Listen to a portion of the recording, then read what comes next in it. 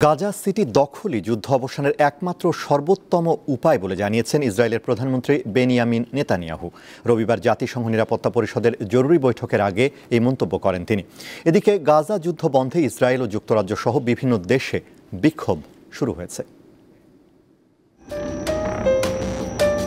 ইসরায়েলের মন্ত্রিসভায় গাজা সিটি দখলের অনুমোদন পাওয়ার পর জরুরি বৈঠকে ডাক দেয় জাতিসংঘের নিরাপত্তা পরিষদ।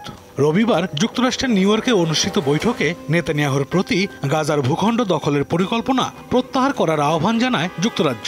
এতে আন্তর্জাতিক মানবাধিকার আইন লঙ্ঘনের ঝুঁকি রয়েছে বলে সতর্ক করেছে ইউরোপের দেশগুলো।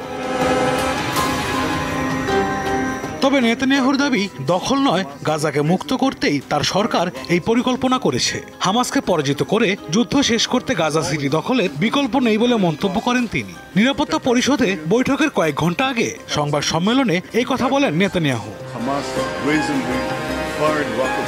এ সময় গাজায় যুদ্ধ শেষ করতে ইসরায়েলের 5 নীতির রূপরেখা তুলে ধরেন তিনি, যেখানে রয়েছে হামাসের নিরস্ত্রীকরণ, উপত্যকা নিরাপত্তার দায়িত্ব ইসরায়েলের নিয়ন্ত্রণে থাকা ও হামাস বা ফিলিস্তিন কর্তৃপক্ষ নয় বিকল্প বেসামরিক প্রশাসন প্রতিষ্ঠা করা।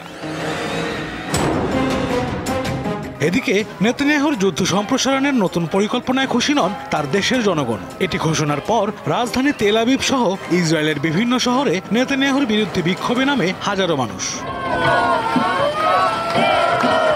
ব্যাপক বিক্ষোভ হয়েছে যুক্তরাজ্য। রাজধানী লন্ডনের পার্লামেন্ট স্কোয়ারে ইসরায়েলের বিরুদ্ধে বিক্ষোভ করে প্যালেস্টাইন অ্যাকশন নামের একটি সংগঠন।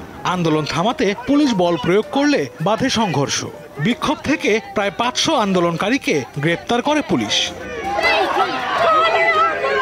এদিকে গাজায় হামলা চালিয়ে একদিনে আরো 52 ফিলিস্তিনিকে হত্যা করেছে ইসরায়েল। আশরাফ শুভ, দীপ্ত, বার্তা কক্ষ।